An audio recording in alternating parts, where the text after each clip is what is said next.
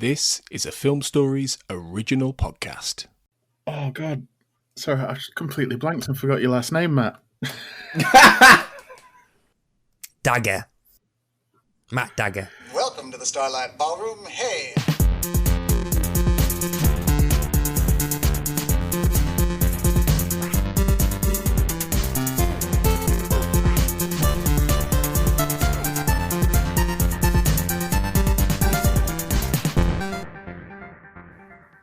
Hello, and welcome to Shipwrecked and Comatose, a podcast about Red Dwarf.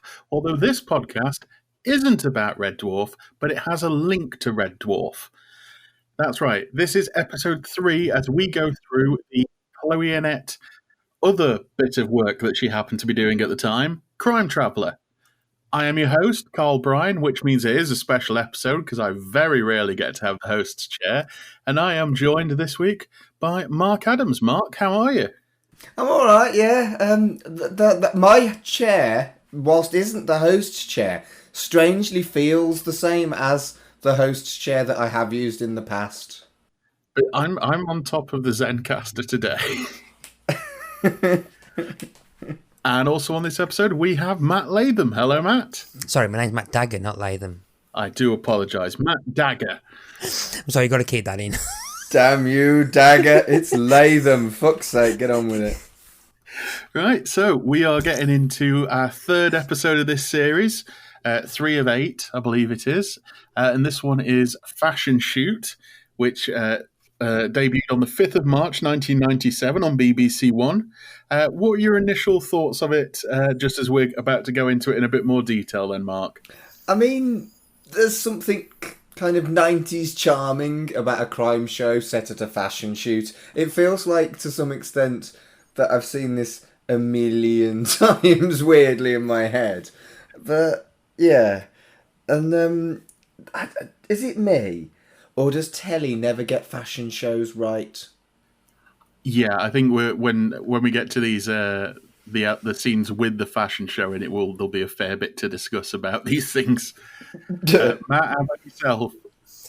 It's an odd thing to say, but I quite enjoyed how Saturday evening entertainment it was.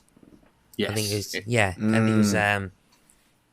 My podcast head kept coming on and saying, "Oh, that's interesting," and then the other part and the other head, spare head too, was going, "Just watch it, you dickhead. Enjoy it." I did have to watch it twice. Once in this host capacity, and once just out of sheer just wanting to watch it without the podcast head on. All right, so this episode is directed by Bryan, who directed 4 episodes of the whole series. He is a television sort of stalwart. He directed a lot of episodes of The Bill, Poirot, Night and Day, which is probably a podcast all in itself, the ITV soap that went a bit Twin Peaks after it got moved to 11 o'clock at night. Oof, that's a name. That's a name I've not heard for ages. Yeah, No. I did find that they are all on YouTube. And he also directed 9 episodes of the show that was alternating with Crime Traveller and probably would have gone back and forth if Crime Traveller carried on for another series. Bugs. No? God, remember Bugs? Didn't it have Craig McLachlan without the chessboard That's 2 in it? He did, yeah. No Mona either. But yeah, he was directing Bugs and then he came into Crime Traveller. So it must be one of those things, right? If you're on the BBC 8 o'clock on a Saturday night, you get kept on. Either that, he just slept outside the BBC and just never went on.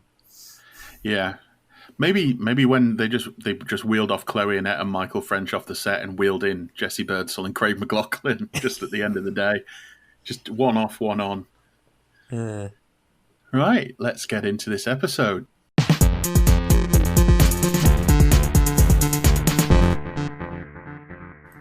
We begin with fashion designer Sonia Duval being interviewed about her new winter collection, Black Ice, stating to the reporter that black isn't a colour, it's a mood. And she's trying to give her... That is the most gothic thing I have heard in my entire life. I've been listening to a lot of Stabbing Westwards recently, and it is the most ridiculously emo goth shit I've listened to in a long time. And this topped it with that one statement. Yeah, it's very 90s fashion designer of a statement to say, isn't it? So emo. She also goes on to say that her clothes, she wants to give her clothes a more aggressive quality with this show. I've got down here that the breathy dialogue between the reporter and Sonia goes into borderline porn acting. Oh, I've got them down. Yeah, I thought they were flirting with each other. Yeah. There was, they weren't borderline. There was like proper flirting with each other, I thought. Yeah, I can see why the other actress got picked up to be in Emmerdale only a couple of years later. Right, Sonia recently has been under heavy criticism from her last few shows. However, she says she's not bothered about that and then reaches for her wine. However, when she does, a bullet blows it to pieces in what can only be described as an incredibly accurate shot. It takes 3 shots for the reporter to realise that someone is shooting at them, and then they take cover. I just think that, like a very accurate shot and then proceeds to miss for the next 3. Why didn't they just shoot her properly? For the plot to happen. Yeah. So then we head over to the station where Gresham fills us in on the backstory, which seems to be a more recurring thing over this episode and probably all of them so far, in that Gresham is just exposition with a desk. Desk position. Nice, Matt. Nice. Well done. I did note that, like, at the start of this, that, you know, most of this holds up okay, and, you know, like, special effects and acting and sets and everything, but the cars. Oh my fuck. The 90s cars are so 90s. Now, which car do you mean? Is there the old Beamer? The old Beamer that doesn't look like the Beamer? All of the cars. I think one of them's a Rover. That's that. Yeah. A Rover 400, I think. Isn't there? There's a lot of Audis in this, isn't there? From what I remember, everybody's got an Audi. Talking in about Sonia, apparently even Princess Diana has clothes by Sonia, and I had to quickly double check if this was around the time of her death. It was before. It was before, but only just a few months before, because it immediately made me think of Meltdown, when they couldn't play it because of what was going on in the Gulf. And I was like, I wonder if this got bumped because of Princess Diana's death, because I knew it was around this time.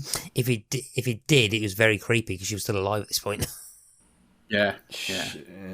So at the station, Slade is juggling a nondescript ball during all of this and annoying everybody. He's just a giant child.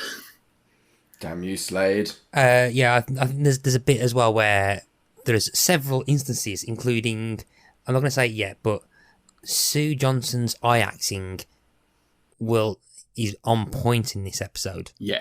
I'm going to bring that up again in a bit, but yeah, it's like she does a massive eye roll, which got a laugh from me, to do with the baseball, and like considering how pretty much it is desk position, Sue Johnson's still kind of doing her best with it, and like he's like scene stealing as much as he can.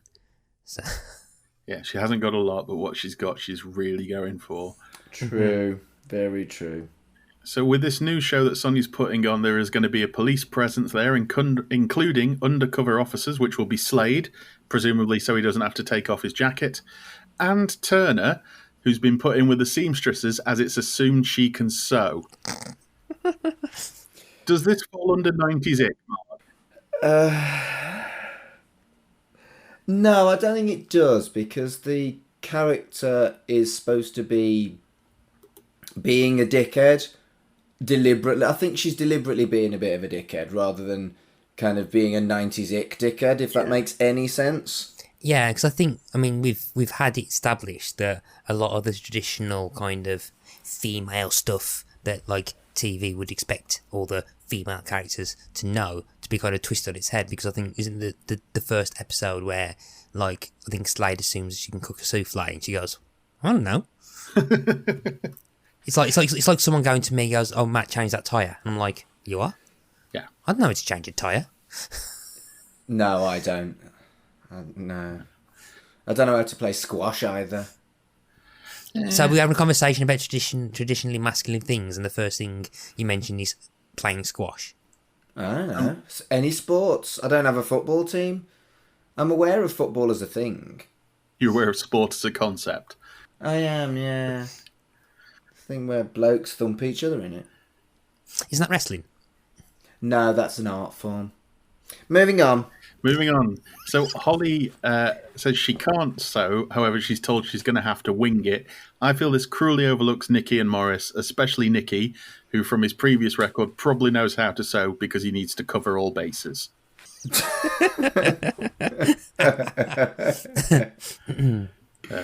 You will see as we go through these episodes, I have made quite a few notes about Nikki. He is slowly becoming my favourite character in the entire show.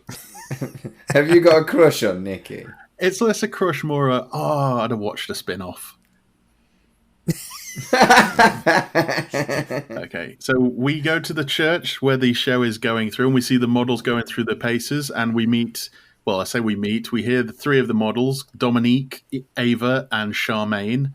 And I wondered, it's in these things, it's always these fancy names. It's never like Tracy or Brenda or... I would assume, I mean, I don't know very much about the modelling world, but I would assume that you would take a pseudonym like an author or an actor would, Yeah. or a wrestler would, I suppose. And, you know, you don't have wrestlers called Bob Smith, so I would assume you wouldn't have, like, a model called Sarah Smith, you know? Yeah, true. Yeah, make a note, Matt. Mark said he doesn't know much about the modelling world, so that means we're going to have to do a deep dive for his old modelling pictures when he was in his 20s. Gotcha. Right. Yeah, that wasn't much. Moving on. It's revealed that Slade has removed his jacket, although the tie is a similar colour. Yeah, I've got to announce about this. Yeah, it's weird seeing him blue. That blue doesn't suit him. It's like, you know, if you're playing Street Fighter and you both pick the same character. Yes. Yeah. We've got Slade's alternative player to like get up, and it looks weird. It's just an inverse colour scheme. Yeah, it just Wow. it just doesn't. It's Brilliant. like, yeah, it's like when they used to flip between the red and the blue jacket on Smallville for Clark Kent, for like when he was Bizarro and stuff. And here we've got like Bizarro Slade. Yeah. I initially thought it might have been because it was to what I thought originally was that I thought, it's a visual clue because we're going to see a lot of them overlap. Yeah. During the time travel, but as we find out, it's not. So God knows. So unless he's undercover work, he's basically changing the colour of his jacket. Yeah, I mean, it's a very striking jacket, his regular jacket. So maybe if you see him in something else, you just go, that can't be Slade. Yeah, it's like, it's someone else. Yeah. Okay. So we check in with Holly, who is having an awful time and presumably being a massive liability to the entire show. So there's an issue going on with the smoke, and we meet Clifford, who's Sonia's business partner, who assures her everything will be there tomorrow, the screen, the barbed wire, and everything else. However, he does have the logo, and they take a break to hang that logo up.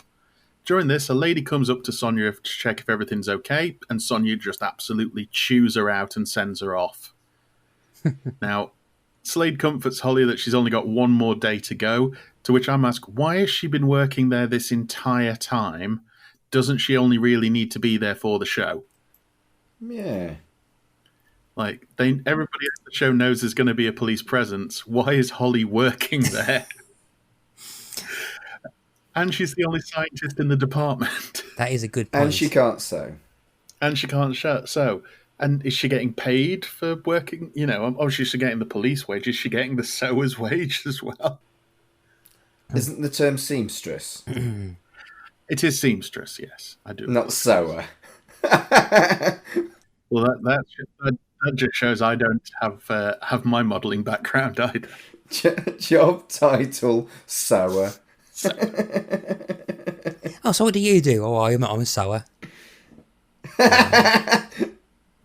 Slade mentions if anyone shoots Sonia, Holly can have tomorrow off, which is a bit bleak. Yes, it is. And Holly thinks the whole thing is a massive overreaction because no one really buys Sonia's clothes anymore. Just as she suggests, this is all for publicity. The logo banner drops and it reads, "Sonia dies tomorrow." OMG. Dun, dun, dun. There's a lot of moments in this which are just like dun dun dun. What do you think about it so far? Sort of with this whole, what you think the show's going to be like? Because obviously it's in a church. You know, black isn't just a color; it's a mood. So are we all thinking quite gothy? Yeah. There's some bad lines as well. Yeah. People in this business might be crazy, but they're not mad. That is a terrible line. I'm just asking what you think the show's going to be like for when we actually talk about what happens when the show starts. Well, I thought it was going to be gothy. Mm. It wasn't gothy. Yeah. So Slade shouts into action, asking who did the logo. And the response was it was done last night and been left in the church overnight, which had been locked. Sonia asks Slade to take her home, and then Holly watches them go with a combination of intrigue and jealousy on her face. So as we're going on, we're seeing Holly, I believe Chloe Annett does some very good, like hang on, that's my man faces in these episodes. I enjoy Chloe Annett's acting, and I have done over Series 7 of Red Dwarf and Crime Traveller. She's actually pretty good. Question I'm going to hold to you is, what exactly... So, they are undercover, correct? Yes. What the bloody hell is Slade supposed to be the undercover of? Because immediately he's acting like a police officer. I didn't think of that. Yeah, he's not actually doing anything. Yeah, is he's he? not actually doing it. Yeah, he seems to be. I don't know. Is he going undercover as private security or something? Because as soon as that happens, he starts interrogating people, and immediately everyone kind of reacts to him as if they know that he is some kind of law enforcement officer. And I'm like, what the? Yeah. So they've got like the world's worst undercover officer, like in the wrong colour jacket. Yeah. They're kind of neglecting their scientific forensic department by sticking her into a role that she clearly would have got fired in, considering what we know of Sonia. Yes. So clearly the problem is Grisham. So she's clearly not. She's clearly So she's got some kind of weird. She's got some issues with her leadership skills. Yeah, it's a weird one. I didn't notice that at all until you mentioned it. It was like, what is Slade actually doing? All right. So Holly sits down to talk to the lady who got shouted at earlier by Sonia, and we learn she is Sonia's sister, Linda, who would look more like her if she wore the same type of clothes. Remember that, everyone. Make a note. If she wore the same type of clothes, she'd look more like Sonia.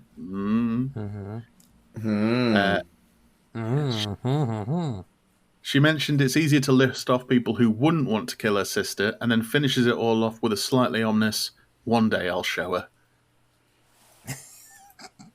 Wow. Subtle.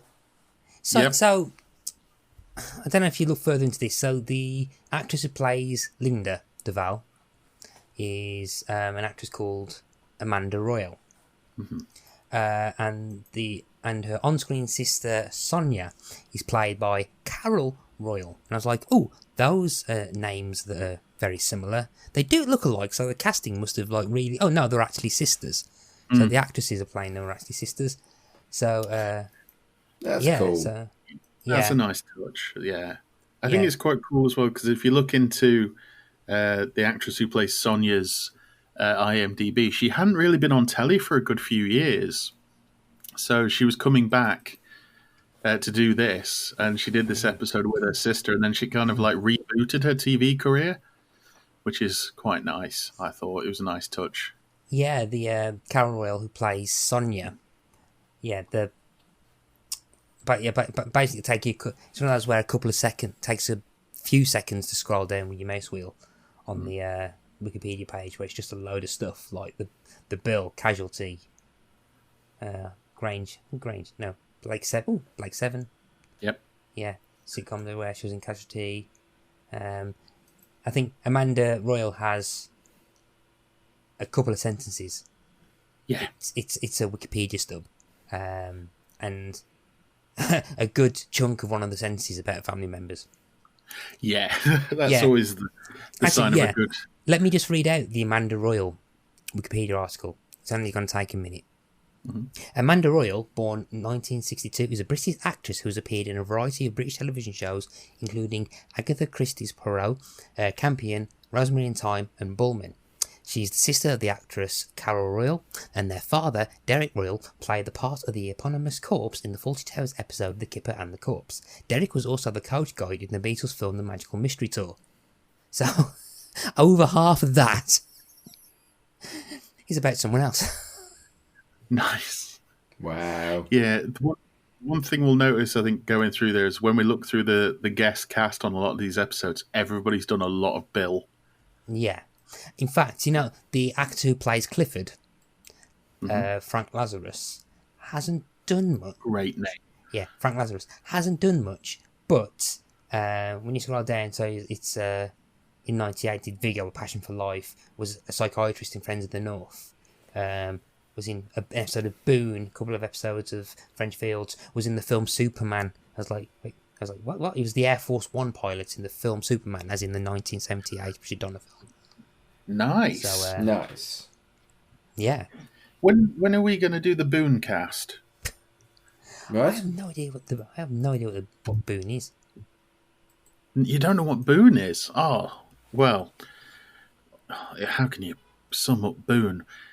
It's Michael Elphick as a retired firefighter who puts an advert in the paper going sort of any requests available or something like that. And basically he goes out and he's basically a Brummy A-team.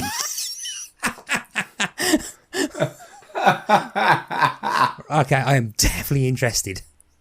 I ain't going in that plane, you blooming idiot. It's a Brummy A-team. His sidekick is Neil Morrissey in like his first ever role. And it's got one of the best theme songs you've ever heard, which is a weird reggae song. Man, I'll play it to you afterwards. I have nothing to add to this definition of Boone. I think it was genius. It was massive back in the day, was Boone. Yeah. No. Anyway, back at Sonia's house, we discover Morris is stationed outside the front door till midnight, to which I've gone, surely uniform could do that. Again, Grisham. Yep, again, Grisham. Slade offers to bring him out a cup of cocoa. Inside, Sonia pours some wine and tells Slade she feels safe when she's around him, and he's nothing what she expected. She asks if he's married, which he said he used to be, which is probably the main bit of character development we've had for Slade so far in the series, that he used to be married. Mm-hmm. And then Sonia tells Slade he's very attractive and he should let her dress him. Now, this is where Slade, I think, lets the fans down, in that he says his tie is tangerine and that's not his colour. And he's right. His colour is mustard yellow. Yes, it is. Yeah, definitely. Yeah. The scene ends with Sonia looking seductively at Slade because, as we all know, once our lives has been threatened, it doesn't half give us the horn.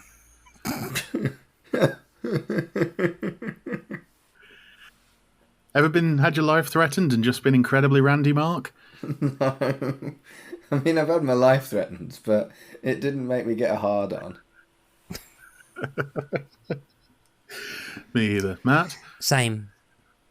If you're out there and you've ever had your life threatened and it got you quite randy, then drop us one on the Twitter. You could have phrased that a bit better. We cut to the next day. Slade is walking up the stairs of the station as other officers tell him he looks knackered, that he'd been up all night, and did she twist your arm? With Slade saying, oh, she made it hard for him to say no. So quite laddie banter, which I actually cringed at because this is the kind of stuff I used to hear when working in pubs and clubs. Mm. And it's just like, oh, I hate that stuff. Yeah, he's pretty much just going, hey, Slade, lad. All right, lad, Yeah. lad. And I'm like, it's like lad Bible stuff. And yeah, that makes me shudder. Yeah. This is all overheard by Holly, who is furious. Absolutely enraged. Gresham goes over the plan today by telling us where the main cast are going to be stationed, and everyone else is as agreed. So if you're not in the main cast, you haven't really got a position. You're just there. But yeah, I'm surprised they hadn't put someone we've not seen before, and like who's clearly a red shirt. So there's a great Family Guy Star Trek gag where he goes, yes, where it's Kirk going, we're going on a away mission with me and Mr. Spock, Bones, Mr. Sulu, and Ensign Bullman, and then just see Ensign Bullman going, oh, for the love of... As I understand it, there's a similar joke. I think it's the Pitch Perfect films, where in the third one they mention they talk to two characters who've been in all three films, and the two characters never get lines, and they just go, "Are they talking to us?" I've not seen the third one actually. Yeah, I've heard it's not as good as the first two. I had a lot of people shouting at. Well, let's say people. My two friends shouted at me when they realised I hadn't watched the first one, and immediately I had to watch the first one, and then a cappella became my life. Word has leaked to all of the newspapers except The Guardian. I can't work out if this was a dig or not. This was my biggest laugh of the episode. Yeah, it's a good line. Yeah, it's. I mean, it's not the yes Prime Minister takedown of all. If you've not takedown of all the newspapers, and if anyone's have no idea what I'm talking about, Google newspapers yes Prime Minister, because it is the most accurate and creepily still relevant definition of all the major newspapers in the UK. But I just quite like the fact that it's like, I think it's also like a swift like dig, and this is coming from a Guardian reader anyway. I thought it was quite funny, but it's just the again eye acting from Sue Johnson, who just looks I can't remember if it's Nikki or Morris who says it, which just like stares at them, and that beat just made me laugh a lot louder than I expected to laugh.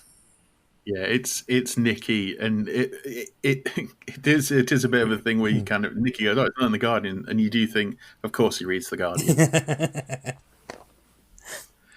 And that's why Nikki is one of the few likeable characters in this whole television show. True. Morris, I get the feeling's a Sunday sport reader. No, he doesn't. He doesn't read it. He just looks at the pictures. Yeah, somebody tell him what the pictures are. Right. So now it's all been leaked in the papers. The public are going to be watching them while they're watching Sonia. So Gresham says, "No mistakes." Slade goes to visit Holly, and she's very, very cold towards him. And I thought this was a bit unfair. Holly's just being really nasty to him, and he's got no idea what he's supposed to have done. Is he that oblivious that he doesn't clock that she likes him? Or is it... I don't know. It just seems a bit... He's supposed to be a police officer, and they're supposed to be perceptive. This is a workforce that's got Morris on it. True. I think it's the case of like he knows that they like each other, but they're not admitting it to each other. But he knows he hasn't done anything, and he doesn't know why she's pissed off with him. So he's just like, hey, flirty, happy-go-lucky, stare deeply into each other's eyes for half an episode, and she's not really going for it. You know what I mean? I don't know. I'm wondering whether it's just... I'm probably reading too much into this, but I'm just wondering whether it's like Slade doesn't automatically see her as, oh, she's nice, or just like doesn't have the immediate urge to try and trying to chat her up or something. So it's slightly different. So yeah, we'll be getting into this a bit more later in the episode. So Holly clarifies she doesn't like Sonia. When Slade asks why, she says she's very happy for him, but can't believe he's so brazen about it. Before this can go any further, Gresham interrupts to say there's been a development. And then we get one of my favourite bits, a rare outing for Nikki and Slade. The dream team are out. Now, I'd like to think if there was a second series, we'd get a Nikki and Slade episode, and we'd get a Morris and Slade episode. Would the shipping name be Slicky? Oh, Slicky. wow. Wow. It's better than Sloris, but Yeah, Sloris. Oh, God. Oh, dear. Oh, dear. Didn't you find some Crime Traveller fan fiction, Carl? I did. I sent you some Crime Traveller fan fiction. I didn't read it, although I probably should, because I managed to find crimetraveller.co.uk, which is still operational. Has like pictures and an episode guide, which I took some notes to do this one today, and it's got like FAQs, and then it's got a link to the fan fiction site that I sent you to the other day. Brilliant. Oh yeah, I've actually got that open. I've got that website open as well, so that whoever, if the webmaster at crimetraveller.co.uk is listening to this, thank you. I hope you're enjoying this. And let's see, her name is on the website, so we'll give her a shout out. Leanne Fridland. So, Leanne, thank you for creating crimetraveller.co.uk, and just want you to know that it's still being looked at to this day. Yeah, you wonder when she did make crimetraveller.co.uk. Right, so Nikki and Slade visit an insurance company to discover Sonia has got a £3 million insurance policy in case of accidental or violent death. A clerk brings in a different policy, and even with only one line, comes across as immediately suspect. The policy is taken out by Clifford, and Sonia might not know about it, and because it's a corporate policy, Clifford would be the sole beneficiary. So already it's starting to look pretty bad for Clifford.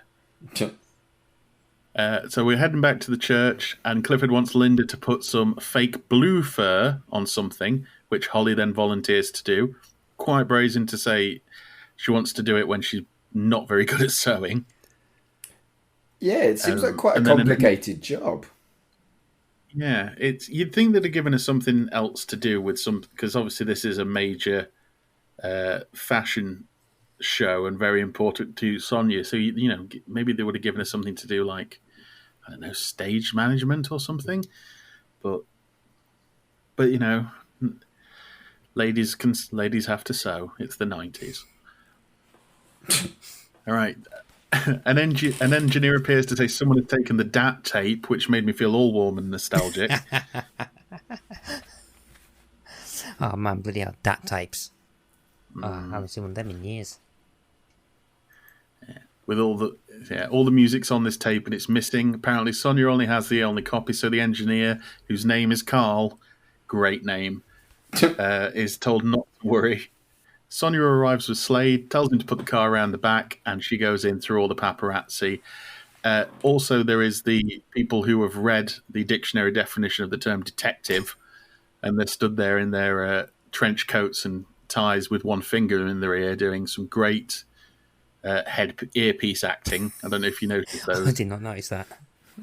Oh, that's great. When she goes inside, she sees the fake blue fur and loses it because she wanted lilac. Now, I can't remember the difference between lilac and blue. I'm guessing lilac's lighter. Lilac's kind of purpley, isn't it? Yeah, I'd say lilac's like a purple. I think at the moment the Zencastr screen is more lilac than blue. Ah, right, okay. You realise that the people listening can't see our Zencastr screen, Matt. And not my problem. I'm going to share the colour lilac on our socials. Just way in advance of it coming out, it's just a block of lilac, and just deal with it, Matt Latham. I'm absolutely going to deal with that.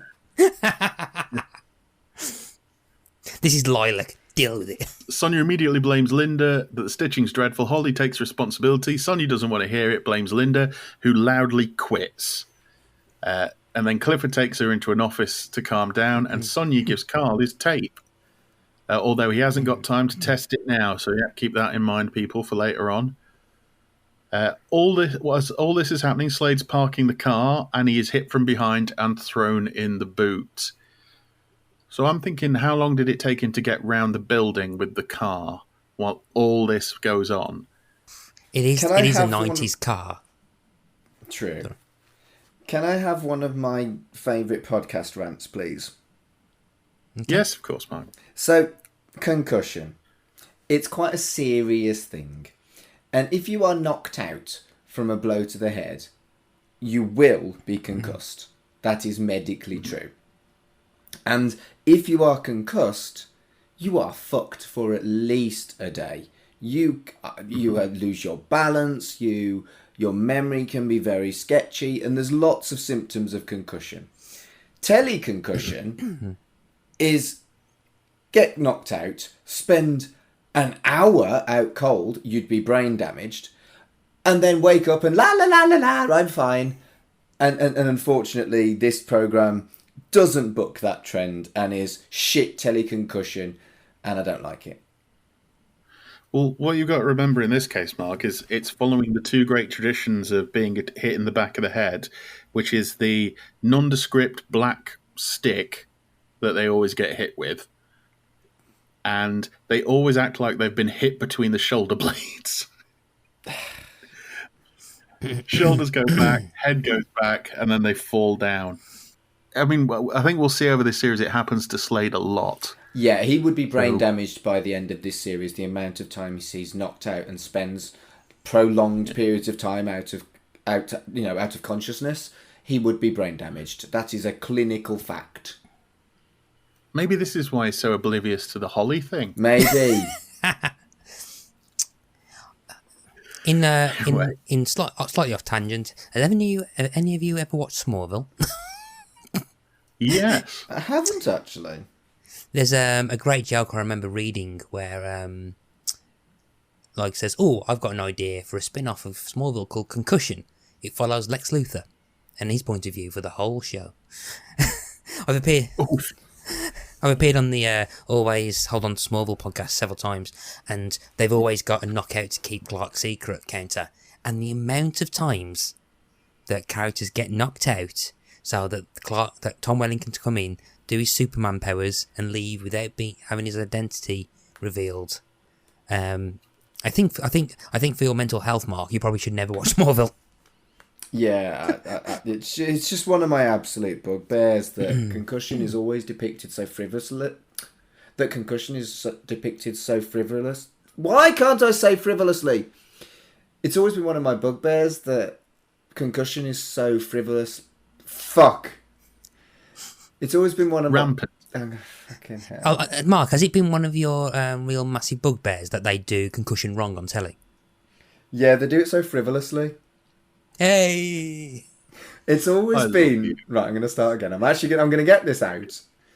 It's always been one of my bugbears that concussion is always depicted so frivolously on television and film. And it always really just makes me cross. Depicted so what? Sorry, I missed that. Frivolously.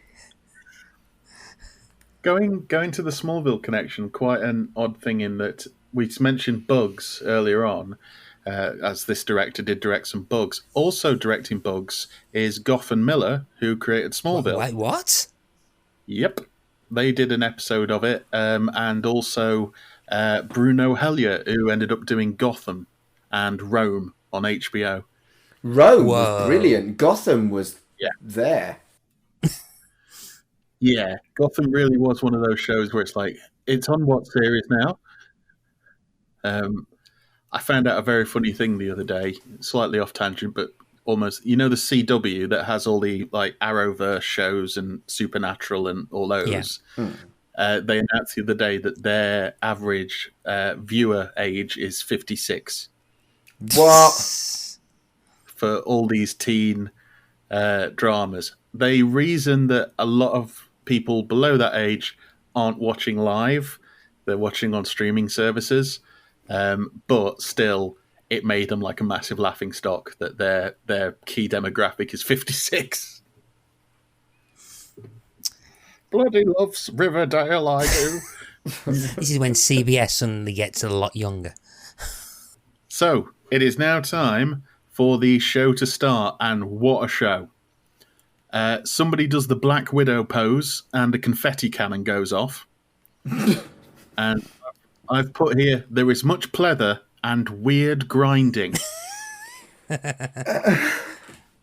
I think I covered it with Telly never really gets fashion shows right earlier on. This is beautiful in its utter ridiculousness. Yeah, the main model who does the thing just kind of gets up, grabs the small of her back like a sort of painkiller advert, and then kind of grinds, kind of does standing up crunches. It's really weird. You know, if you saw somebody doing it to you in a club, you'd run for it. Maybe. That would suggest that I still go to clubs. To be fair, if anyone wearing what they're wearing, I'll probably just reverse. Meanwhile, back at the car, somebody appears to be pouring petrol on the car and lights it before throwing the keys away. There's a lot of cuts in this bit, so we'll jump back and forth. We jump back to show that Holly is looking for Slade, who we see is now awake and trying to fight his way out of the car. And in the same way that you've talked about sort of the concussion thing in cars, this is the traditional, there's not a great deal you can do to convey I'm trying to get out of a car, apart from cough and kick. But my God, Michael French is doing a good job. like trapped in car acting. What I quite like and is slightly perhaps different to your probably usual escalation of drama on a Saturday night is this is your Act 3, like 8:50, 8:50 p.m. kind of moments happening at like 8:15. Like the escalation is like, okay, this is your kind of climax of the episode happening very early on, and I quite like that the show's kind of doing that because the way it cuts the music, it feels like it's building up to the end, like your final bit of the episode already, and it's I quite like how the set piece is done that way. I mean, obviously, it's like, how is he going to get out of this rather than is he going to live? Because I'm pretty sure that the fire would get to Jeff Slade and then realise, shit, it's Jeff Slade, and then the fire would actually like reverse. But I quite, but I do quite like how the show's like unashamedly going for that action set piece. But then again, this is the same show that has that massive car chase like the first 5 minutes of the pilot episode. So yeah, I mean, thinking about it, and we talked about that car chase. In this, we've got this car exploding, and in the next episode, we'll talk about a fairly big stunt as well. This is actually quite big stuff for 8 o'clock on a Saturday night. This is fairly. You don't normally get this in like, The Bill or something like that. This is actually slightly quite high drama. Yeah, like I said before, I think the budget, they didn't shirk on it. It's got some cool stuff in it. Some very, very cool stuff in it.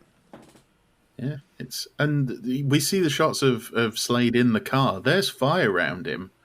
It's not it's not CG because CG then was in the very initial stages. So the only way you could do it is thing. And the shot of him running away from the car and it exploding is fantastic. I mean, if we're going to be talking about CG, well, just have a look at Red Dwarf 7. True. Or the remastered, what they call it? No, the remastered ones. Bloody hell. Anyway, so while Slade's trying to fight out of the car, back at the thing, we see Clifford emerging from the office that he went into with Linda. Just as Sonia is getting ready to walk down the aisle to take her final bow, Slade escapes the car, runs for cover, and the car explodes in very Spaceballs-like spectacular stunt, Slade. As Sonia goes down, we hear 2 gunshots, and Sonia falls to the ground. There's absolute chaos. Nikki spots somebody holding a rifle in the chapel, and Morris takes off after them, radioing that he is heading north. And then inside, Clifford yells for a doctor. Holly steps up as she's got medical training. However, Clifford states that is not good enough, and he wants a damn doctor. To which I've written down here, Holly gives the best, "What the fuck did you just say to me? Look." Someone runs out of the crowd stating they're a doctor. They want an ambulance, and they want to move the body to an office where it's private. Holly objects, but they shout her down. And Slade arrives just to find out that she has been shot before the doctor emerges to say she's dead, and then he just leaves. I mean, technically, Holly's a police officer, isn't she? So couldn't she, say, shut up, I'm a police officer, do as I tell you, do not move the body, you daft prick. If there's kind of anything that slightly takes you out of it, I'm like, okay, yeah, this is clearly in something that's happening and like a bit too dumb for the show to try and sell us his actual thing that's happening. It's this bit because it's clearly not an actual doctor. It's clearly staged, and it's like the first part of the time of the episode. I'm like, I was kind of taken out of it a bit, so I'm just caught up in the kind of drama, like the drama and the action, and like Michael French, fuck yeah, kind of stuff. And then suddenly you've got like the script slightly unsure how to handle a fake doctor. Yeah, I thought this bit. Yeah, there is the thing of this doctor who appears out of nowhere. We already kind of know that he's the guy who hit Slade because we kind of see his face when he lights the car on fire. So already it's a bit suspect. There was a quite nice little detail that when he comes out and says, "I'm sorry, there's nothing we can do," and he goes past Slade, Slade doesn't look at him because he's too busy looking at Holly. So he doesn't notice that it's, and a bit of a spoiler here, it's the clerk who we met in the insurance office earlier who just doesn't have his glasses on. I just think it's like a difficult thing to give a clue to people watching in a murder mystery, and it's just done a little bit clunkily here, isn't it? And I think it's classic. Well, Poirot, we keep referencing Poirot because everything about this is like Poirot with time travel, and it is the kind of classic Poirot clue drop, but it's too obvious. That's all it is, I think. Yeah. I wonder if that was the elevator pitch for this show. Time traveling Poirot, probably, because that's what it is. Time traveling Poirot, but with the guy from EastEnders and with the better jacket. Gresham arrives in the aftermath, laments that the entire department has been there day and night and someone still got shot. Holly asks if the shots came from the chapel as it doesn't sound right. During all this, Slade gets annoyed that no one is paying attention to the fact he nearly got killed. That's a legit thing to be angry about. He's literally sat there like with a burning jacket. He's got smoke coming off him, and it's like, can somebody point out here that I'm nearly killed? And then Grisham's probably just like, walk it off, Slade. Well, initial reaction was, how did you get out of a locked car? No concern or sympathy. I mean, yeah, I mean, like, I'm surprised he hasn't been put in front of a disciplinary because of like poor management decisions and like lack of welfare for her subordinates. The guys. Yeah, she almost seems annoyed that he got out of the locked car. Yeah. She then wonders why, out of everybody, they picked Slade. Slade wonders if it's because he was closest to Sonia, which triggers Holly's sarcasm chip. Gresham deduces this means that there must be two people that are behind this. Clifford is eliminated as Holly saw him, but points out that she didn't see Linda. Ooh. So I like this. I think it's quite nice in that, it's all like, right, well, there must be two people. Like, well, it looks like it could be this person. No, we can't because Holly saw them. It's a very Jonathan Creek plot. If you know what I mean. I need to watch that. Yeah. I need to give that a watch. You've never watched Jonathan Creek? No, this has come up in the first episode. Well, get it watched. I'm sure I said that in the first episode too. You really, really enjoy it. What I quite like as well is that there's a couple of things that when we find out after the time travel about who's what and where, I do appreciate and quite like the setup of the man that they see with the gun. Like, you just see the silhouette. Yes. And I don't know if you have to warn about spoilers, but we know that it's eventually future / past Slade, or future Slade, travel back in time. Yeah, and to be fair, I've been going through this, like thinking, going, so that's so-and-so's going to be setting up this, and this, and a couple of times where they've like managed to kind of misdirect me and think not real, and not realise that people that we think are suspects are actually Holly and Slade. Yeah. And I quite like I honestly thought for like until we physically see him later on in the episode, I honestly thought that was someone else. That was another shooter. So yeah, I quite like how that's set up. When questioned, Clifford mentions Linda was completely hopeless. She always wanted to make her own clothes, but it never took off. He also completely fails to take responsibility for the blue fur, lilac fur debacle. He completely buries it, and I was just like, what a prick. Linda worked for Sonia, and apparently Linda was never grateful about it. Clifford states Linda would never listen to her and just walked out. Holly arrives to tell Slade the fingerprint on the gun was Linda's. They want to go and investigate where she lives, and Clifford reveals she lives in the flat above Sonia, and they go to investigate. So, yeah, Clifford really lays it on thick here that it's Linda, it's definitely Linda. What were you thinking at this point? I was thinking it's definitely not Linda. Yeah.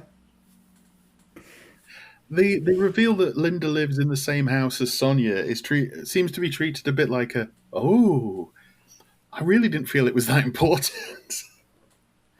It's like, yeah, okay. That's yeah, same. Yeah. Was it not done to emphasise the fact that she will see all of Linda's movements and know everything about Linda? Anyway, so we get to the flat, and Linda appears to have done a runner, and she's taken all of her clothes. However, she's left some outfit designs back on her desk, which Holly states aren't bad at all. In fact, they're really, really good. Slade believes, but when you look at it, it just seems to be like she's done some shades of pink on an easel, and there's a couple of patches of fur. I think, to be fair, I would go with the fashion opinions of someone who can't sew. Yeah, there is that. I mean, if Slade had said it, I'd have gone for it because of, the jacket. Yeah. It's not mustard yellow enough. No. It needs more mustard yellow. We're getting jackets at the end of this series. I would like one. I could totally pull off the mustard yellow jacket. I really think you could with a pair of what they called, the tight Richard O'Brien trousers, legging things, jeggings, jeggings. That jacket, pair of jeggings, nice waistcoat. You'd be fantastic, Mark. Okay, I'll give it a go. No, I won't. I'd look like a fat cop that got rejected from Ashes to Ashes. And Matt'd look fantastic. I agree. Matt should definitely make this his new look. If Matt gets one, he needs to get a black polo neck, turtleneck. Yes. And he'd look like one of the Avengers, the original, John Steed Avengers. He will be drowning in clunge if he does this,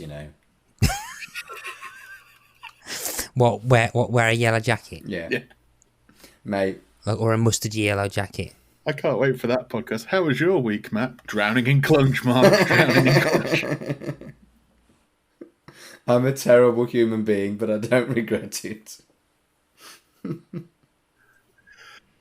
we go. So Slade believes it's Linda in an open and shut case. Holly isn't so sure. Why would Linda leave her behind her designs when they were so important to her? Slade is adamant Holly is wrong, and they go back and forth until Holly just snaps and tells him she'll show him. She storms past him, and he smirks because he's Jeff Slade. It's going to happen. And oh my God, Matt, that picture. Oh, let me have a look. Sorry, yeah, just for the benefit of listeners of the tape, I've just sent to a Facebook chat group with Carl and Mark a picture of me in a yellow jacket. That's going on the socials. Save to phone in case Matt deletes. Yeah, that jacket, a black turtleneck, and your glasses. But if we could get you the purple tinted ones, I missed that jacket. Proper Jason King sort of job. So yes, Holly has now been goaded into using the machine by Slade. And it just kind of shows how charmingly manipulative Slade can be. Because it's very apparent that he's he knows that it's not an open and shut case, but there's only one way to get to the answer, and that's the time machine. And I think this becomes a thing in later episodes. Rather than actually do the detective work, he'd much rather just go back in time. Yeah. He does seem to really, really want to just play with the toy in a lot of ways, doesn't he? He does, yeah. I mean, I think we all would. If we could go back and for a few hours and just tool about and solve crimes and then come back, I think we probably would. I don't know. I'd probably get lunch or something. That'd be bad. Right, we'll come back in time by 6 hours. What do you want to do? Let's eat. You know, and then when you come back to the present, it doesn't matter. That'd be great. There's quite an interesting conversation that's happened here during the midst of this, which suggests that they're not airing these in the right order. Yeah. Holly says, so far, since I've let you use the machine, I've been involved in 2 car crashes, been arrested, or something else. And then Slade goes, yeah, but you've stopped 2 murders, you've stopped a blackmail plot, and you've solved art fraud. Basically, they're doing the kind of police squad thing where they just start referencing previous episodes. I was looking at them like, the art fraud's actually next week, isn't it? Because it is. From what I remember, I've got that noted down as well. With sort of, she says she goes over how much trouble they've got into, and I've put, which seems a lot over 2 episodes. Well, it's the Doctor Who thing, isn't it? Where you're kind of expected to believe that they've done lots of other stuff other than what you've seen on the telly. And potentially, Big Finish should do Crime Traveller. Oh, God, yeah. Because Big Finish do stuff in between, specifically in between specific episodes. We could have all of these things. Oh, Big Finish. Red Dwarf and Crime Traveller, please. Absolutely. And Bugs. But this was actually from what I read somewhere, this was supposed to be episode 5, which then tracks because Blackmail is episode 2. The murders are the pilot and I think an episode we've not covered yet. And yeah, I think like 5 or something. Art Fraud is the next episode. Yeah, that's true. Yeah, because I think there is an attempt to try and to do a continuity in this, but yeah, I just find it. I'm not exactly sure why they write phrases out of order. I mean, aside from that, I don't know if it makes much sense. I think perhaps if this was late, like over halfway through the series, it will probably explain a bit more of Holly's kind of jealousy if you take that into account. So if this was episode 5 and like Holly and Slade had gone through a lot more of those things that we hadn't seen yet, it would probably explain perhaps which is a bit more. I mean, they used to do this a lot with BBC. I mean, they've done it with Red Dwarf a few times where it's like, yeah, you'll need to play this episode here instead of here and things like that. But that's something that today no one would dream of. It's like, you know, so like Game of Thrones, they turned around and went, yeah, move that episode to there. It's like, absolutely not, because that's going to ruin everything. I think the way that we consume telly is different, which means that the serialization elements of stuff is a lot more acceptable. And I think because people can binge and catch up quite quickly, so it's easy to do that. But I think it's slightly annoying when you've got a TV series, particularly in '97, and this was like what, a couple of years into X-Files, but X-Files wasn't really that serialized week to week. It was only until Buffy the Vampire Slayer, I think, that really started to kick off. This aired 2 weeks after Welcome to the Hellmouth aired, so this feels like a lot more like the subtle serialization that you probably will get loads of now. I mean, it's not much of a big thing, but I don't know. Definitely probably would have liked to have this in the right order. Yeah. There's a brief chat about schisms.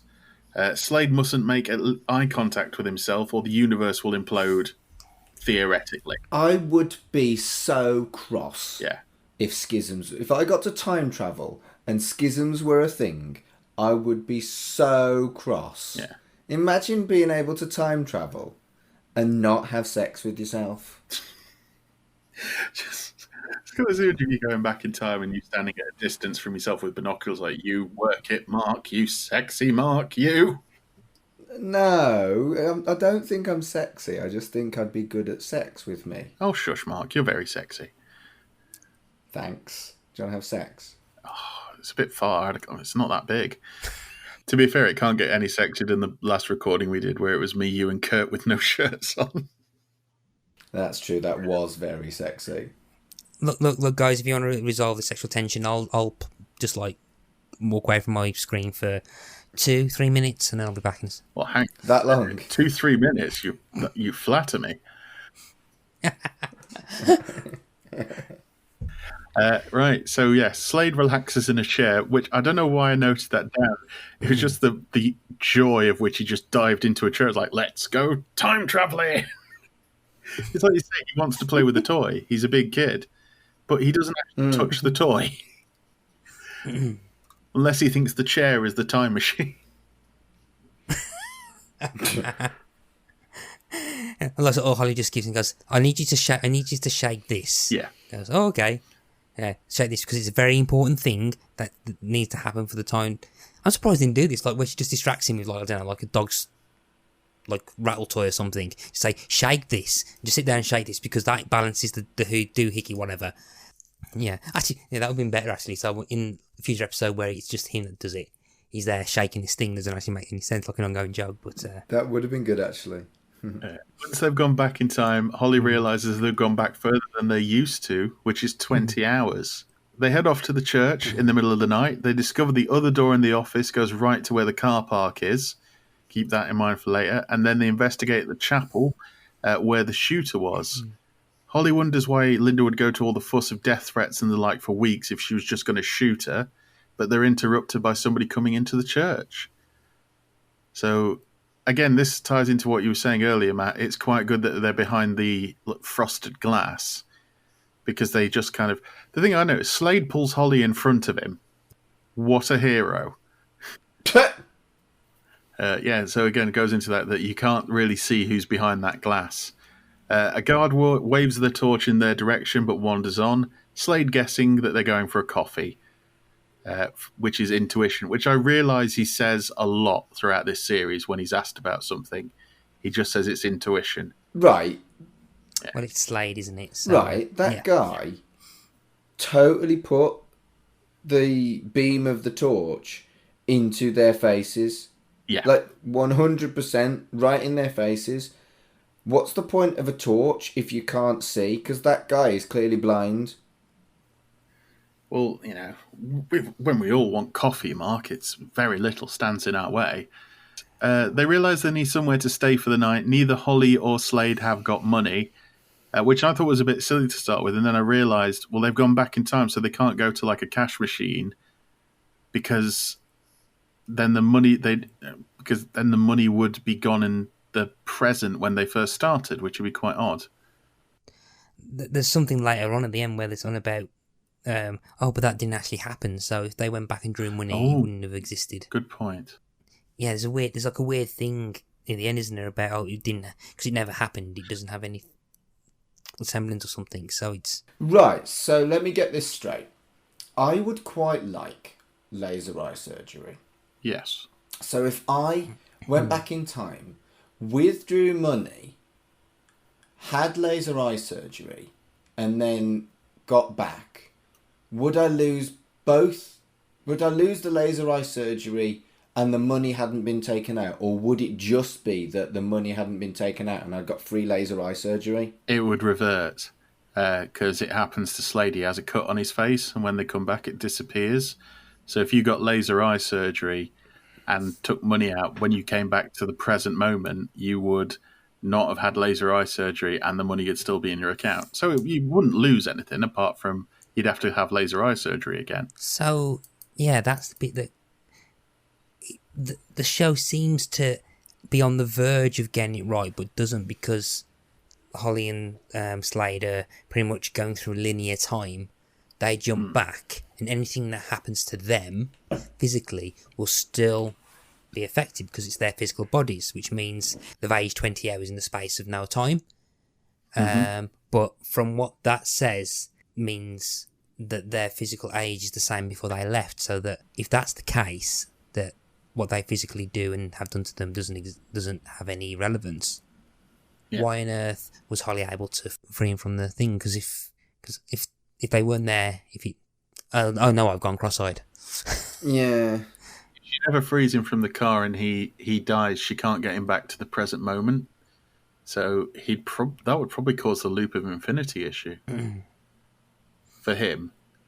Wibbly wobbly, timey wimey. That's right. So the pair realise they need someone to stay for the night. Holly can't go home because she's already there, and all thoughts of two Chloe Annetts need to be expelled from everyone's minds, especially yours, Mark. However, Slade said there's no one at his place and invites her back. We find Slade's flat is basically completely empty, as once he's paid for it as he couldn't afford furniture. He's a policeman. What's he doing with his money? It's a cool flat. I don't care. It's a little bit kind of, what's the name? Who's the lady who does the joy thing? The minimalist thing? Marie Kondo. Yeah, it's a bit Marie Kondo. In the way it's all kind of keep it basic kind of shit. But I like it. I liked it. It kind of reminded me of this is where you'd shoot a Saturday morning kids show. It's very warehousey with its exposed brick and its large staircase. And I thought it was the saying that Slade's kind of got very quirky living arrangements and very strange habits that he has. Kind of how Mulder from the X-Files always seems to sleep on his settee rather than his actual bed. Or when I think where the main character is slightly off or doesn't have the normal things that people have. But I quite like it. I mean, I think this is slightly more character development. Slightly more character development for him as well here, because you've got basically he eats his dinner off a tennis table. Which is the thing as a kid, you'd be like, I get a ping pong table for my table. Mm. I can't imagine an actual table is much more expensive than a ping pong table. Yeah, but if you buy a ping pong table, you've got a table and a ping pong table. Good point. True. So Slade got the flat from a murderer he was investigating, which leads to the best joke in the show so far. Which is I found him other accommodation. It's a good gag. I think it's not a joke, but it's the way Michael French delivers it. It's so sweet. He's just really kind of... It's almost like all the bravado's kind of been stripped away from him in this scene. It's just him and Holly in his private place. I'm glad that you find police corruption sweet, Carl. I'm a romantic guy, Mark. He offers a glass, but he doesn't actually have one. So he tips all the pens out of a mug and blows into it for Holly's beer. It's great. That's romance. That is, isn't it? I mean, I've dated guys like that. Definitely. Yeah. The thing about, have you got any wine? Because it was Chloe Annett, who isn't even Claire Grogan, I immediately went to, I think I'll have some wine. Wine. And I couldn't get that out of my head for the rest of the episode. That they basically got Kochanski drinking wine.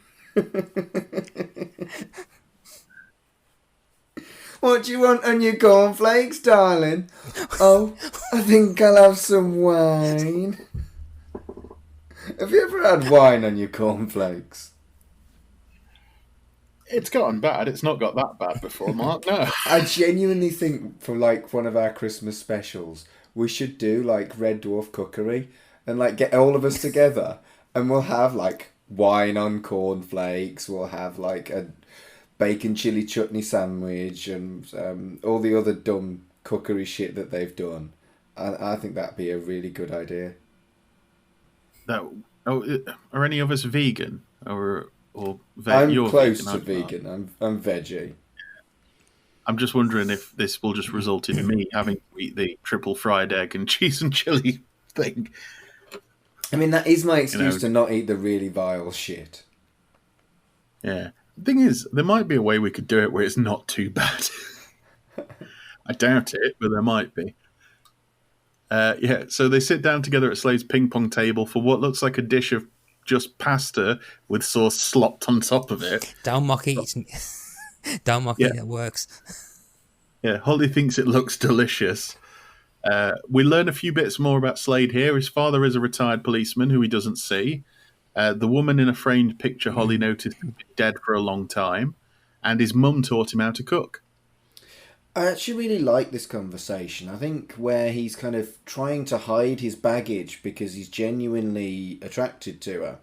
I think that's very real, quite raw, actually, and a surprise, really, because the Slade character has been kind of gruff 90s superhero guy, whereas the Holly character has been surprisingly well fleshed out for a female character on a show of the 90s, and this is just a nice kind of very much kind of like world building and character building expansion that I didn't expect. So yeah, great scene, really great scene. Yeah, it felt a bit like, how in the Edgar Wright films they kind of lay out the film from the start. Yeah, because we do meet Slade's father upcoming in the series. I kind of feel like we probably would meet or have something to do with what I'm guessing is his ex-wife, is the woman in the photograph. I thought that. But it's when he said she's been dead for a long time, so that means that they probably have to go back a really long way, which means they're going to have to hang about for a really long time before they can get back. Same with his mum, unless his mum passed away recently. But they kind of go into that in the next bit. So after a wonderful evening, Slade and Holly cozy up on the sofa. They muse about if they went back in time for a week, they'd have to get a hotel and make sure nobody saw them. To which I've written on my notes, what would they do to pass the time? I mean, I thought you were going to say, I wrote in my notes, bomb chicka wow wow. But also this. Yeah. I mean, think about it. So if the cut into the head never happened, if they did the nasty for a whole week, and would they if she then conceived during that week, and then they went back, she wouldn't have got pregnant, would she? No, I did wonder if this was leading up to you basically going, Slade could do it without a condom all the time. It really wouldn't matter. Fuck, I was trying to find a PC way of saying that. Yeah, I'm surprised you didn't get there first, Mark. Fucking hell. There's a line. No, there isn't. No, there isn't. But then again, though, if you got the free LASIK, you got free contraception as well, because you just go back in time, buy a load of condoms, and then if you go and buy Mark's LASIK example, I can see clearly now. Let's go shagging. Brilliant. No comeuppance. Right. Things are looking quite sexy until Holly pieces together the reason Slade isn't home this evening and won't be back till the morning. It's because he's with Sonia. Holly is incredibly angry and yells at him how incredibly cheap this all makes her feel, and throws her mug of beer all over Slade. I thought Chloe Annett in this scene was absolutely fantastic. Yep. That's in my notes too. With the weird kind of laugh that she comes out with after she's done it. She's just absolutely brilliant. She's so enraged and feels so used. And in the same way, I think Michael French is really good because there's no better... There's no better... well, it's the line in Devil's Advocate, like there's no better cover than honesty. Or there's no better lie than honesty. In that he's genuinely doesn't know what she's talking about, and that's just making it worse. He doesn't... he doesn't deny not doing anything, but doesn't confirm anything either. That's one thing I've noted down, that the impression being that, Slade's, like spend the night with Sonia, but I don't know whether he's either oblivious that's what everyone thinks that happened, or whether that's the bit that slightly confused me. I'm not 100% sure whether Slade genuinely airheaded enough to not perceptive enough to realise that people are reacting to the idea that he slept with Sonia, or whether he just can't be asked defending himself. That's what I don't get. To me, it feels like he thinks that other people wouldn't think that about him, but he's Jeff Slade, so of course they're going to think that about him. You know, look at the jacket. It's a good jacket. Yeah, but he didn't have. Oh no, he did have the jacket. No, he didn't have the jacket. So even without the jacket, anyway, they have a tiff, and Slade goes off to bed alone with Holly sleeping on the sofa. Although it looks like a very nice sofa. The next day, we join Slade and Holly silently sitting in what appears to be an incredibly tense car. Again, really nicely done. There's 8.5 hours left and 5 hours before the start of the show. They witness Clifford picking up Linda and then go and search the flat, showing that she hasn't packed. Holly notices if she wanted to make a quick getaway, she'd have already packed, and all the things were missing when they came after the show. So where's it all gone? Dun, dun, dun. Slade tries to make peace, but they're interrupted by Sonia, who heard voices. However, she doesn't really think anything of it, because obviously she knows who they are. As they leave, Slade warns Sonia to not go out on the catwalk, stating he will stay with her backstage.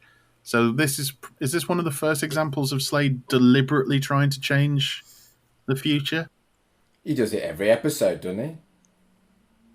Oh, yeah, pretty much. This one just feels much more explicit. I do like what this eventually sets up, though. When they reveal about why he was attacked, I do quite like this bit. In hindsight, so I quite like how Slade actually trying to be the hero ends up putting him in actual danger. Yeah. Holly points out he can't go backstage as he could be seen in two places at once. As they arrive at the church, Slade goes inside to hide, with Holly armed with the stereotypical huge, chunky Polaroid camera of the 90s. Right, here's the thing. Good.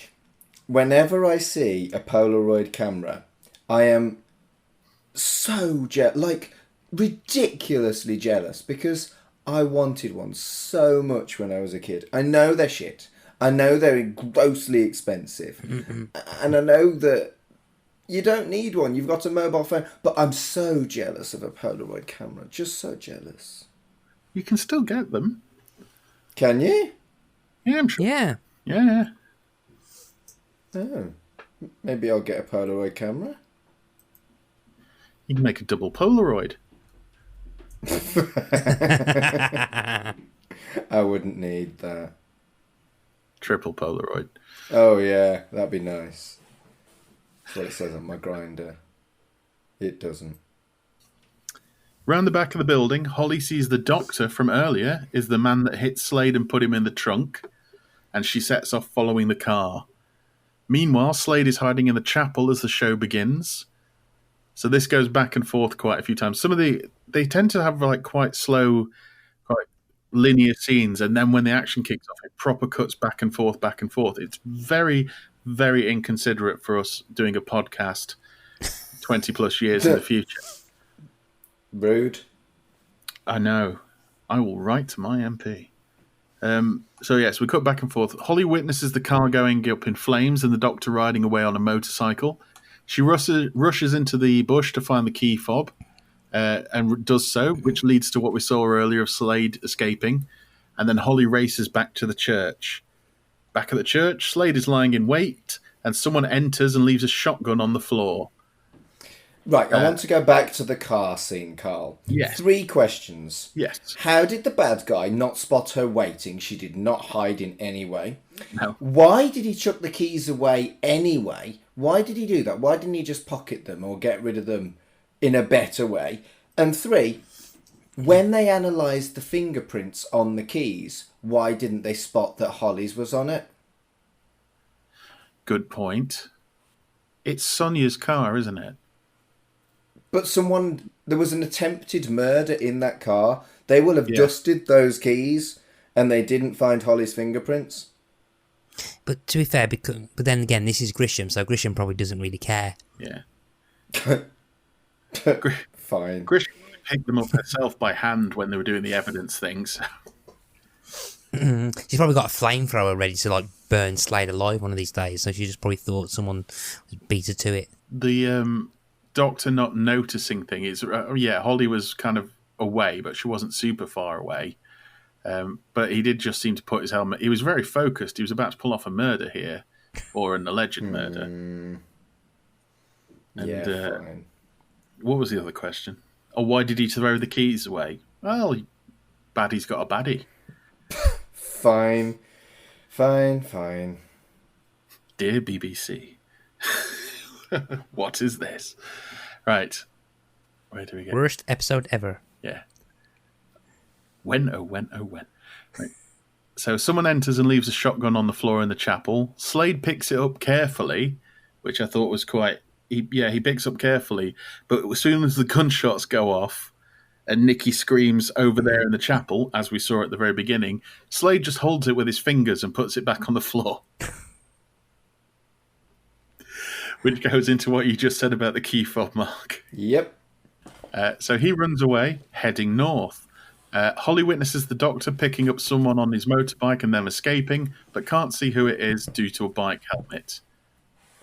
Meanwhile, and I like this section, this goes into this is quite a bit for 8 o'clock on a Saturday night on BBC One, is the whole Slade is running across a train yard pursued by police. Mm-hmm. I really quite like this, actually. It was I thought this was pretty cool.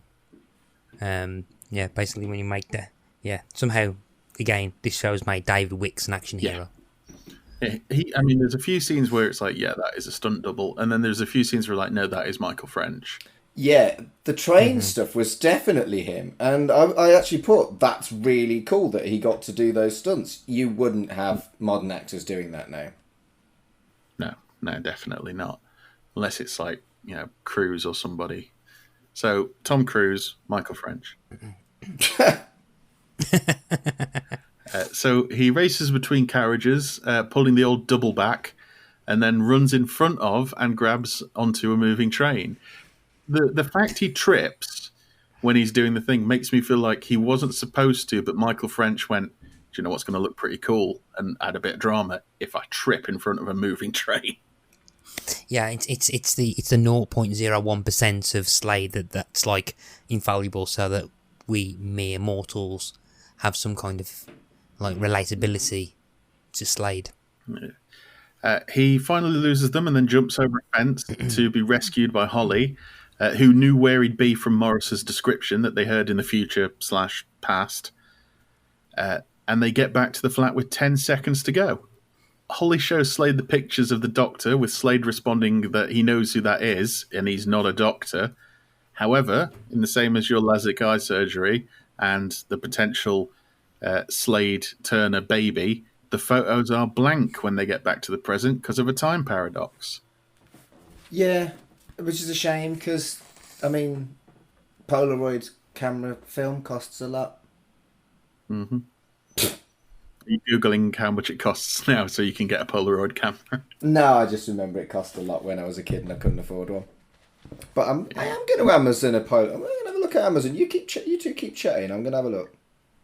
I did work in a photo lab for quite a long period of time, and it was one of the things we got the least was because you can get film as well, and we used to every so often get one, but we used to also sell very little Polaroid paper because it was so expensive at the time, and this was just as digital was becoming more prevalent. Huh.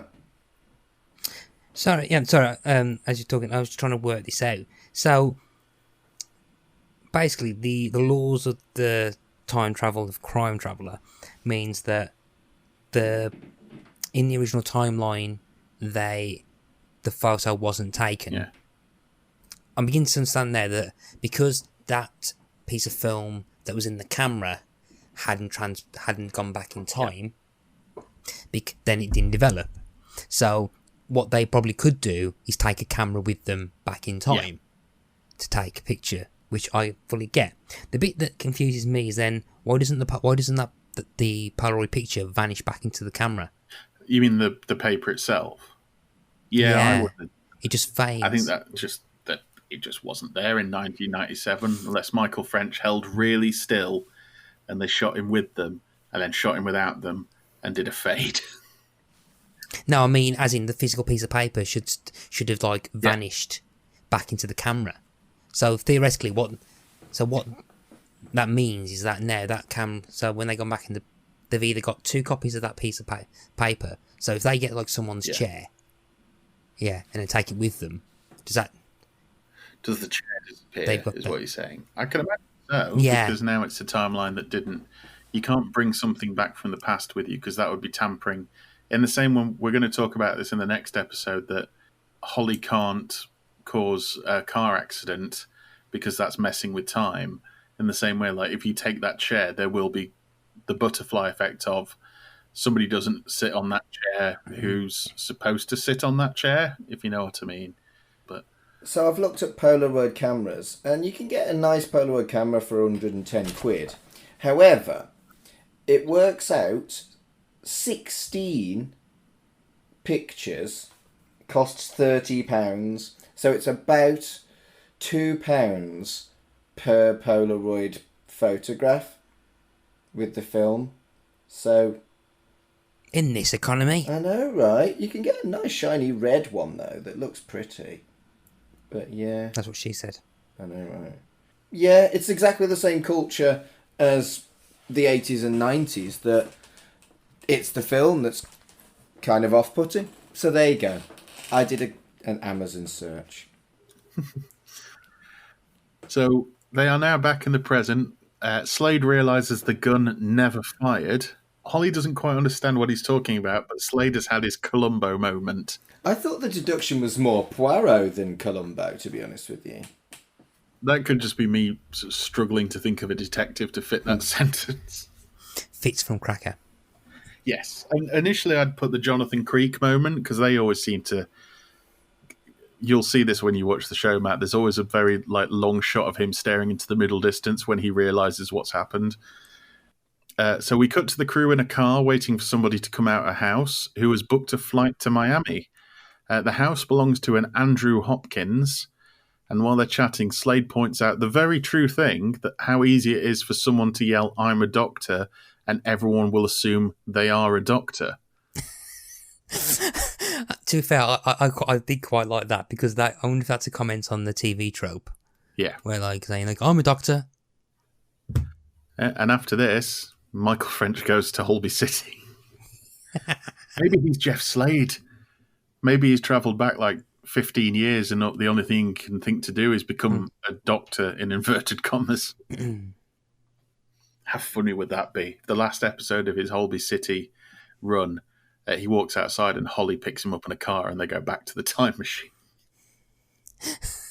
Yeah, and just hands him a mustard yellow jacket. Yeah. And, oh, God, yeah. That should happen. The house, we'll say, Hopkins and a mystery person get in a Land Rover and Gresham gives the go, which is a very restrained one for a police operation. I thought it was going to be a go, go, go, but Sue Johnston makes a choice and just goes quite quiet. They trap the Jeep. Hopkins is pulled out of the Jeep. Clifford James is pulled out of the car, and the back door is open to reveal a third person, Sonia herself. The whole thing is a massive insurance fraud. Dun, dun, dun. Oh my goodness! And they'd have got away with it if it wasn't for these meddling kids. Did you see this coming? Obviously, we've seen the show before, but do you remember if you saw this coming at the time?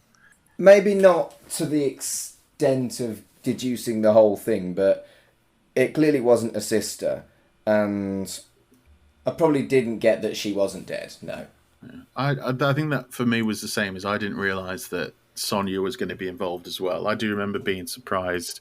Yeah. When I first watched it. The first two, I was yeah, fair enough. And then, she's alive too. It almost seems tacked on, but it works. Oh, it definitely works. It's quite clever. It's very Poirot, just with time travel, like I said at the very start. Yeah, right. So back at the Nick, we're going through the whys and hows and wrapping it all up. All to get the £3 million bond. The letters and threats were all staged, and the shooting was done so the police would be there to bear witness. The gunshots were recorded onto the DAT tape, so Sonia just fell to the ground when they went off. And when they moved the body into the office, they swapped her for Linda, who had been shot previously. Which, when I realised this, was like, that's quite dark. Because you see Linda go into an office earlier on, not realising that's when they shot her. So they just took her straight in there and shot her. And it's like, oh. Yeah, that is grim, isn't it? Poor Linda. Yeah. They swap them over, and then Sonia escapes as the mysterious second person on the motorbike, and nobody questions whether it's Sonia on the slab. They've been told that it's her by a doctor. So if you want to get away with murder, pretend to be a doctor. Who identified Sonia's body? I mean, Linda's body. I mean, clearly, I mean, the whole thing falls apart if Slade looked at Linda's body. Yeah. But they didn't. I think he was too busy wanting to play in the time machine to realise, I need to just double check that the person who's dead is dead. Yeah. If he'd just taken a look, the whole thing would have been solved in 30 seconds. Yeah. Right, so the case wrapped up. Holly and Slade go back to Slade's flat, where Holly decides to get everything off her chest and reveals what she's heard about Slate's night away from home. Slate sort of realises and then reveals that he was talking about Gresham the whole time. He had to sleep in the church for security on a roll-up bed, and he was the guard that was going for coffee earlier. And then he says, "You don't believe that I'd fancied her, do you?" And Holly says, "Yes, I do, because he tried to stop the shooting in the past." And this is what leads into what we were talking about earlier. Because he tried to do that, they thought that was going to ruin their plan, so that's why they tried to kill Slade. So Slade set himself up to get killed. Mm-hmm. Clever. I like that touch. I like that touch. I thought that was pretty cool. Holly then reveals she let Slade out of the car, which Slade is surprised at, but I don't understand why. Because he knew she was chasing after who knocked him out. Slade says Holly changed the past. However, Holly responds with, "She was the past, and that's different," which I thought was a really good line. It doesn't really make sense, but it sounds good. Yeah. They agree to start all over again. This time Slade does have wine and glasses. He asks Holly to dinner, and for some reason they use a shot from earlier on of Holly looking coquettish from the earlier date, which I thought was really odd. And that's where we leave them. And then I've written here in brackets, presumably to bang like rabbits. So there we are. That is episode 3. So, Matt, final thoughts on this episode? I'd say I enjoyed it. I think if I switch my brain off completely, I'll probably just really enjoyed it. I don't think it's as good as the previous 2, but I still think it's still decent, a lot of fun. That's it. I've not really got much else to say apart from that was it was fine. I enjoyed it. Mark? I think because we are over-analysing it because we're podcasting about it, on second watch, I was really critical about this. But on first watch, I thoroughly enjoyed it. Even the really obvious stuff like fashion shows look a bit naff and stuff like that. I really enjoyed it the first time. And sometimes perhaps over-analysing stuff that's just fun kind of ruins it. So I'm going to give it a thumbs up because I enjoyed it the first time around. I think this is a really solid episode it's a one-off thing, so it all wraps up by the end, which a lot of these episodes do, but I think this one's a very neat, very densely packed, and the plot is clever. The actual villain's plot is quite clever as well. Yeah, I agree. Right then, so that is episode 3 in the books, and we will be moving on to episode 4, which will be coming out next episode. So all that's left is to really plug our bits and bobs. Matt, where can people find you on the internet? And they can find me online under Pick a Disc on Facebook, Twitter and Instagram, about my podcast about music that I speak to people about. I'm also on No Book Club, which is the Yellow Jackets podcast that I do with Kurt and friend Tony. And at the time of airing, I should be a few months into a new podcast, which is Ask Us About Loom, where I talk about point-and-click adventure games. And you can find that on Ask Us About Loom on Twitter. Excellent. Mark, what are you up to? Well, this is going out a lot later than we recorded it, so at the moment I'm not doing a huge amount podcast-wise. I'm just doing this and Chucky Vision, which is a podcast about the Child's Play and Chucky franchise, at Chucky Vision on Twitter.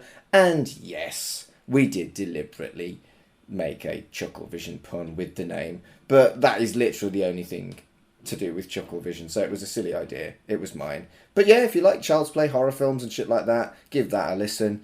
And if you're looking for me, I'm at Mark Adams HC on Twitter and Instagram. And he's also on Grindr. I am on Grindr. I'm the handsome one. He is. He always has been. And if you're looking for me, you can find me at allmylinks.com /Mr. Carl. I'm not getting much going on at the moment, but hopefully by the time this airs, I may have something. And yeah, so thank you very much for listening. We will see you on the next episode. And until then, damn you, Slade! Just realised my gelf probably needs to be brushed up a little bit there. I heard the momentary panic when you were like, oh, I've got to do this.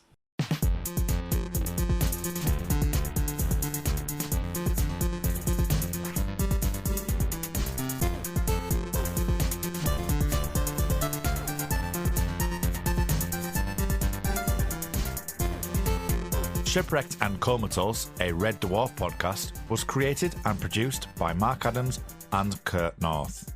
You can find us on Twitter at Red Dwarf Pod, and we are part of the We Made This Podcast network, which can be found online at wemadethispod.com or on Twitter at wemadethispod.